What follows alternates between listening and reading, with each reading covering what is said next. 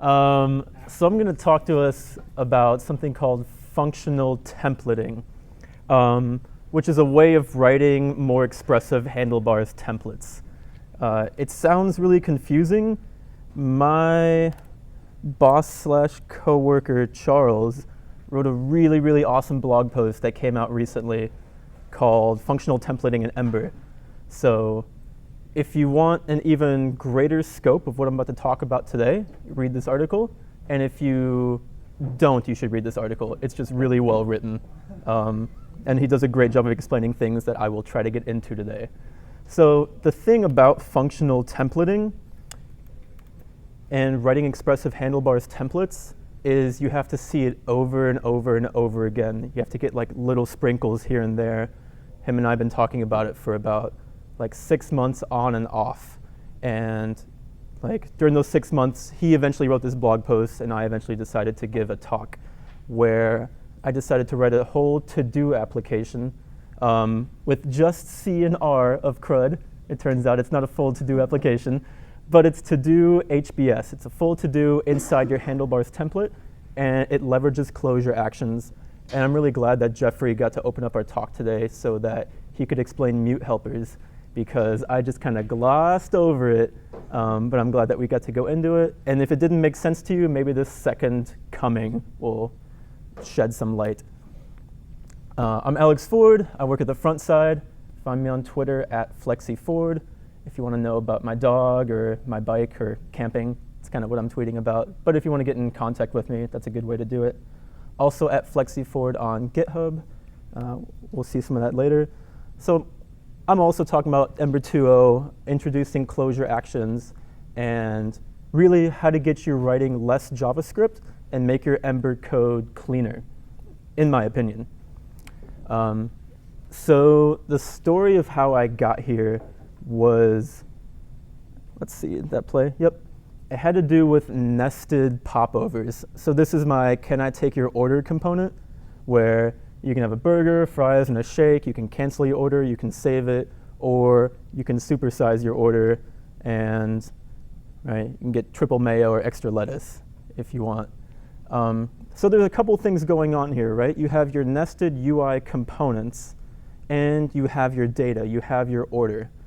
And so there are these two things that have actions. Your UI elements have actions to close, and your data has actions to save or cancel. And so I've gotten into, this is the exact situation I had where the idea first came up to use functional templating. And again, I'll get into later what that is. But you have these competing actions. They're both strings. This is something I dealt with in Ember 1.12, where you didn't have actions behave as functions. So what do I do here? How do I save my data? How do I make my UI flow well, right? Before, what you had to do is in your save action, you pass your popover components with that, right? You curry them in, and you say, OK, I have all these popovers. If they're open, let me close them. Or you can do a dreaded ember.$, and check some DOM elements, right? And you're saying like, OK, does this DOM element exist with a nested popovers? Does it have a parent, right? And you can see parent views is now private, which just means don't use them, right? There are better ways for us to handle our UI elements in our templates. And that's closure actions. So when I say, OK, let's curry functions within our templates in order to make them more functional, yeah, it's confusing. But that's what closure actions are. It said action bubbling is dead.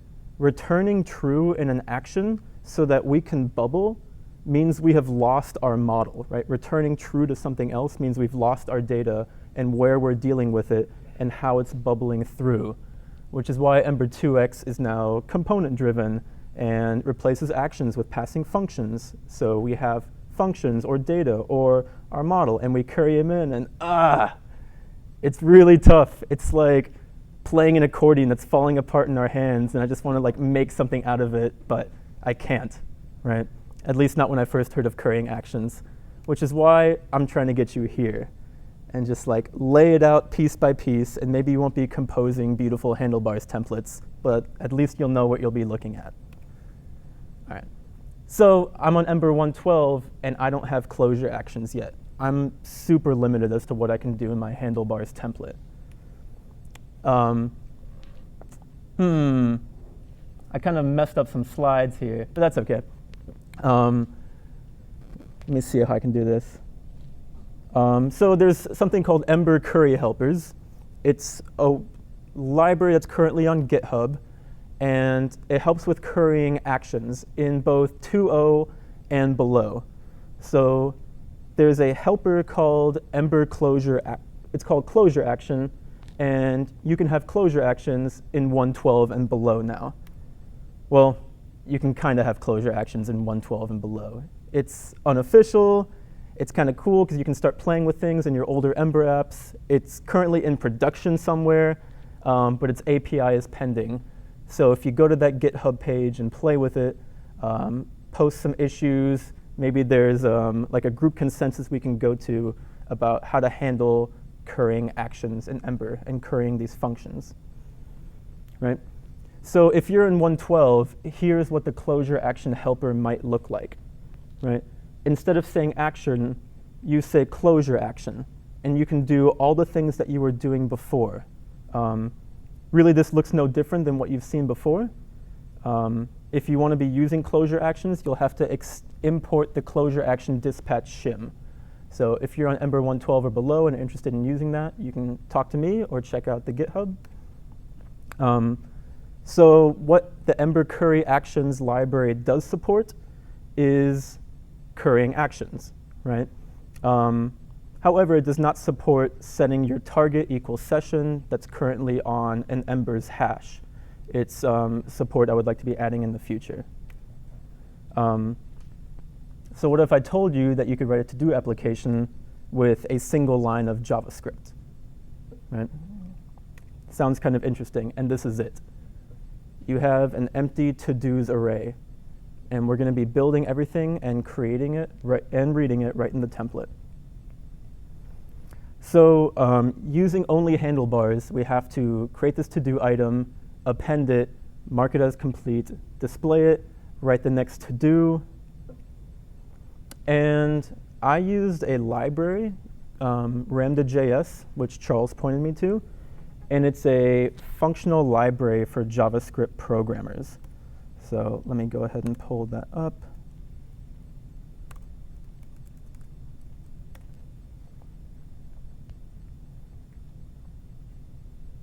Ah, Spiceworks.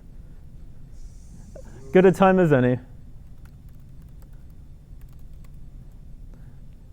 I mean, thank you, Spiceworks, for hosting. It's very kind.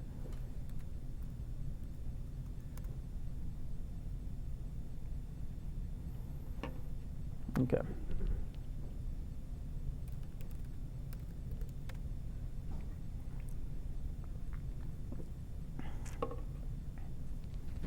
So REMDeGeus, it's really cool. It'll tell you like why you want to be currying in JavaScript, right?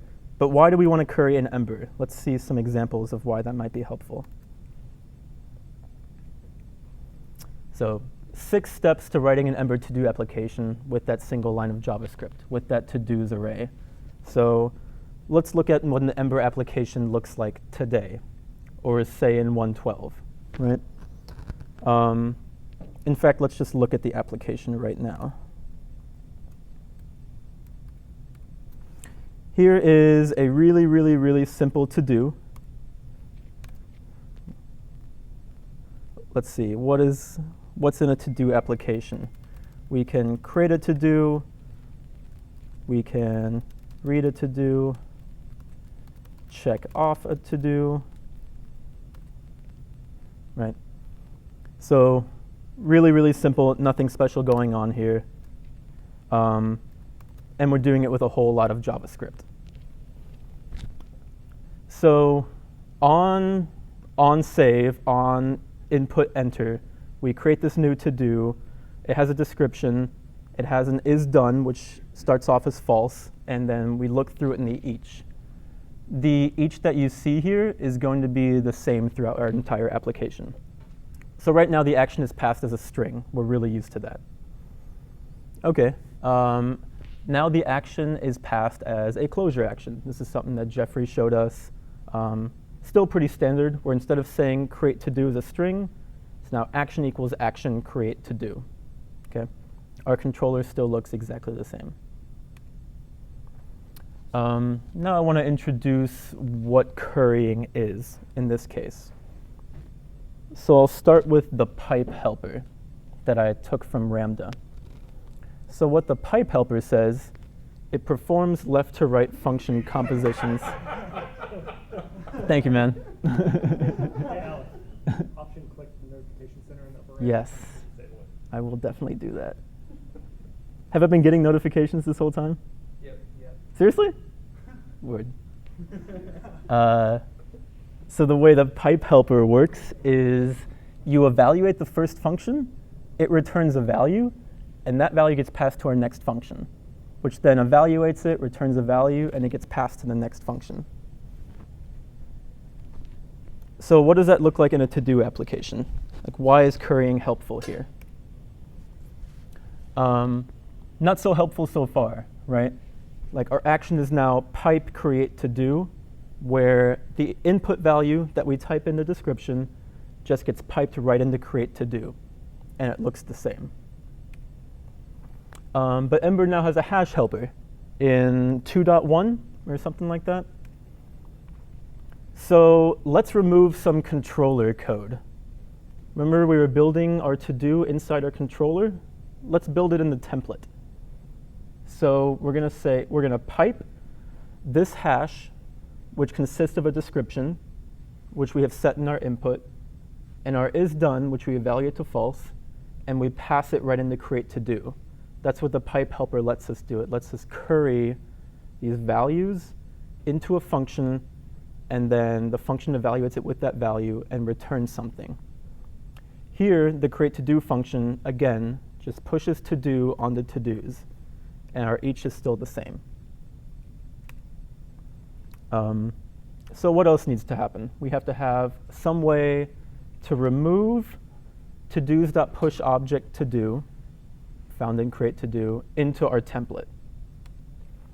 So I looked at Ramda's Append Helper, and you can pretty much guess what that's going to do. It returns a new list, like concatenating two arrays together, right? So in our case, it's going to say append to-dos with our new to-do. I'm just going to go ahead and gloss over the mute helper, but Jeffrey definitely helped explain that a little better. So now we have our single controller JavaScript line, our new empty array of to-dos. And the way that we're pushing this hash on here is with another curry helper called append to-dos. And then when we've appended the to-dos, we're going to mutate that original value, because append does not itself mutate to-dos. Instead, the action mute to-dos takes a single argument, and that argument is the result of appending your to-do onto to-dos. Okay. So this pipe Yeah. is taking all of those arguments, taking the result of each thing that is happening in parentheses, passing it to the next thing in parentheses. Yeah. As a funnel pipeline. Yep. It's effectively like the same as like a pipe on the command line. It's exactly the same thing. Yep. So you can see that our handlebars templates are getting a little bit more expressive as far as what our data is doing. And in this to-do application, it kind of feels like, okay, aren't you just taking controller code and putting it right there? The answer is yes in this case, but it shows you a lot of cool things that Ember can do and that closure actions does. And we now have this hash helper, which lets us compose objects inside our templates. And if you can curry all these things together, read the functional templating blog post that Charles has done. He's done a really good job with this. And the pipe helper is really awesome.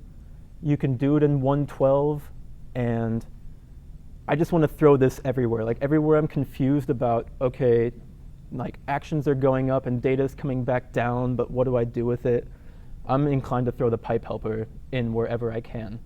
And this is, if you go to Ember Curry Helpers on GitHub, and you do an Ember S, that's the small to-do application is the dummy app, like exactly what you're seeing here.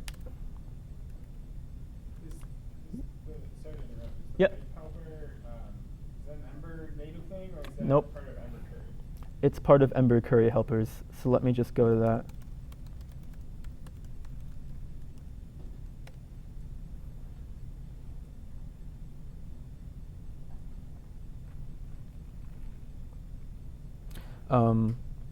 So currying and closure action support in Ember 1.12 and below and above. So these are the only two curry helpers that I've written so far, and you've both seen them in the application. And that's pipe and that's append. Pretty easy to install and start using today if you wanted to. I bet you there are a lot of applications that could use pipe, maybe not necessarily append, because append doesn't really work with Ember data models, but it does work with just regular like native arrays. And so if we go to our application right now, our to-dos, right, one thing that doesn't happen is the input box isn't being cleared right away. And you would imagine that's something that the controller has to do. It has to say like value equals nothing, right? However, if you just use our Ember Curry helpers, we can mutate the description from our input with blank quotes, and that clears our input box. And you can imagine that these like pipe and append just feel like they're just currying functions, but you can create your own like input helpers that basically does all this. I could have created a component or a helper it's just to-do input, whose sole job is to do that, and it's just built on these Ember currying basics, Ember currying functions. So yeah, using action mute description, which is on this to-do right here. The box clears automatically. And so what's kind of cool about that is you're seeing two different ways that mute is being used, right? You're seeing mute here with action mute to-dos with just a single argument where the latter is being curried in. And there on the bottom, action mute description with an empty string, you're seeing that mute has two values being passed in immediately, and that the previous action, which will be curried with pipe, is not accepted because mute only takes those two arguments.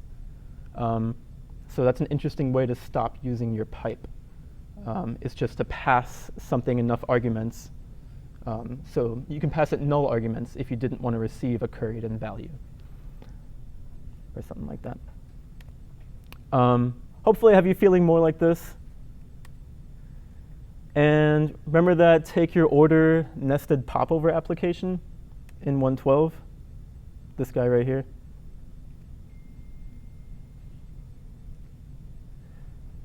So the whole lesson here, or the whole takeaway with functional templating, is try to handle your UI and your templates. And you're going to be doing that with closure actions. So this guy right here, if you were to write it with a closure action, you can kind of like feel the flow right here. Is you're building up your model within this UI. And upon clicking save, you're going to close those popovers, like right there in your template. You know, why go to your controller or why go to your actions hash in your route for closing popovers and looking at parents if it's just supposed to live within the DOM in the first place?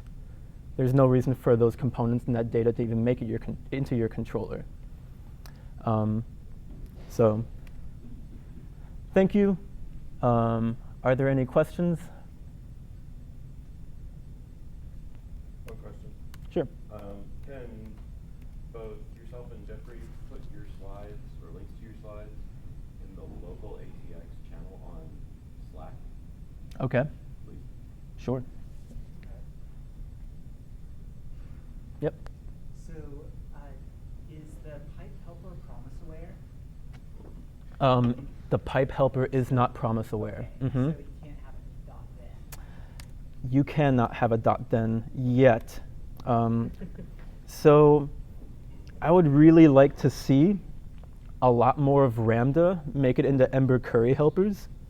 I played with it a little bit and found, I don't know, functional programming is, like, this is my first time really looking into it, and I thought it was kind of difficult. There is, let's see, we talked a little bit about pipe. There is pipe P. Pipe's left to right composition of one or more promise returning functions. So, and this is all like built in JavaScript. Like, it already exists in the language that we want to use this in. We just have to like figure out how to get it working with actions, right? So all of these currying functions, all of these primitives can be built into Ember. I was just able to do a couple of them. Found this to be fairly difficult. Had to bend the rules on like exactly which parameters you pass in the order of pipe in order to get this application working. Yeah. So there is a way to make them promise aware. Somebody has built Ember CLI Ramda to try to make promise aware functions. I wasn't able to get it to build and work, but I was trying to get ready for this meetup and only gave it a little bit of time, but to no luck. Mm-hmm. So this is really cool, first off. The question that I have is, like Handlebars was really, like whenever it was first created, Yehuda was pretty adamant about having less logic in the templates. Mm-hmm. And this seems like flipping that around and now there's more logic in the templates. So what would you say is like your guideline for what logic needs to belong in here in the templates and what logic actually still needs to belong in the JavaScript and the component? Yeah. So to do HBS is probably overkill about what logic needs to live in the template. It was kind of like meant to be an academic exercise to see what you can do. But this popover example right here, I think is a really good example of what should live in the template. And those are like the concept of UI life cycles. You should be able to render a component and be able to like know what its life cycle is as you're reading this handlebar template. Know when it's closing. You shouldn't have to go look into your controller or your route to see like when it dies or when it lives or when it updates. Like that can live inside your template and like live inside it today. You can see what the story of your component is. Cool. Mm-hmm. How do you write your own one of the little functions there? Yeah, that's a good question. So let's look at append because it feels kind of like a push. So if you look here, I forked this from Ember Truth Helpers.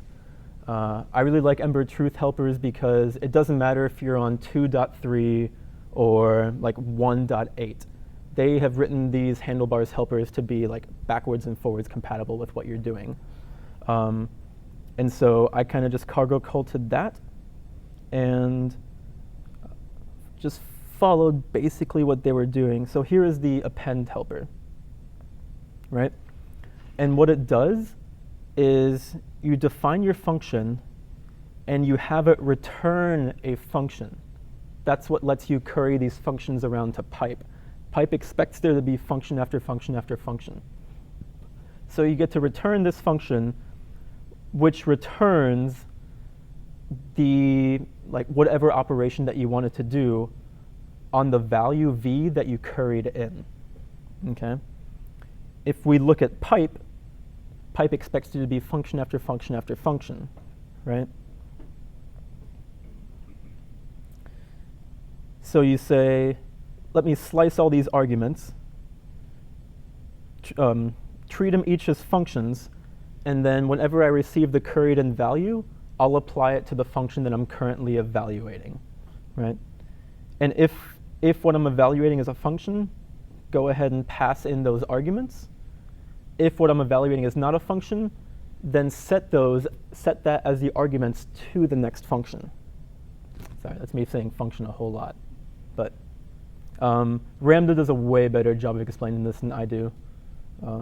If you like reading things like this, which not everybody does, but they at least have some English to go along with it, whereas I did not here in this example. And yeah, good question. One of the things that you would run into in JavaScript that you would not run into in a true functional language is a mutability issue where you can have bugs where, if you're not careful, this here is the same and it modifies it. So it's probably something to really watch out for, because in Elixir, this is very similar to our pipeline. But you can't actually mutate a value. You have to copy it, and that's what that concat is. I'm guessing concat Yes. clones the array and gives you a new one. And that's why you have to do the mute. So, thank you. So Ember push object is their way of using push, but it's like key value compliant in that it mutates the object, right? Whereas if you used a regular push, it wouldn't mutate the object. So Ember has a way of doing that. I decided to not mute anything in the Append helper, and then instead, let's see. Instead, I didn't mutate the values, but then passed it in and mutated it explicitly within the next function, right? So you could really visualize that. Plus, as you're piping things through and you're changing your to-dos item, you don't want it to update and mutate as it goes through. That's going to look terrible in your application. So that's kind of important with currying, is you don't want to mutate anything until you're ready to. It's a one-way flow. Yep.